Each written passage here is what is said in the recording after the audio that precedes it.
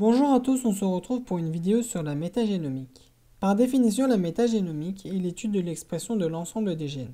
Dit comme ça, ce n'est pas simple. Je vais vous faire un rappel. Tout commence par une bactérie dans une boîte de pétri. Celui-ci va se multiplier et formera ensuite une colonie. Malheureusement, toutes les bactéries ne sont pas cultivables. Donc il est important de trouver une alternative afin d'étudier l'ADN de ces bactéries. Et c'est là qu'intervient la métagénomique. Elle permettra de découvrir de nouvelles molécules pouvant être potentiellement utiles au développement de nouveaux médicaments. La métagénomique se compose de plusieurs étapes. La première sera le prélèvement d'échantillons dans l'environnement comme la récolte de terre dans le sol. Puis suivra une étape de filtration afin d'éliminer les éléments inutiles. Il enchaînera par la suite une phase d'extraction de l'ADN bactérienne après avoir lysé les bactéries. Après, il s'ensuivra l'épreuve la plus délicate, ça sera l'intégration du gène extrait dans une autre bactérie qui lui est cultivable.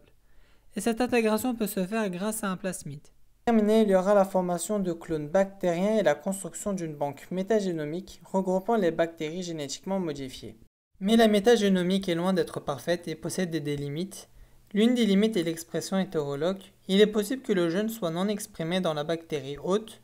Par conséquent, il n'y aura pas la production de molécules d'intérêt. Il peut être intéressant d'intégrer le gène dans différentes espèces de bactéries pour connaître la bactérie la plus apte à produire la molécule d'intérêt.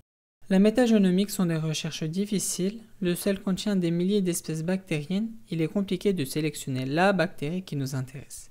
De plus, une bactérie possède entre 2000 à 3000 gènes. C'est également dur de sélectionner le gène utile à la synthèse de la molécule. La dernière limite sera la présence d'éventuels cofacteurs.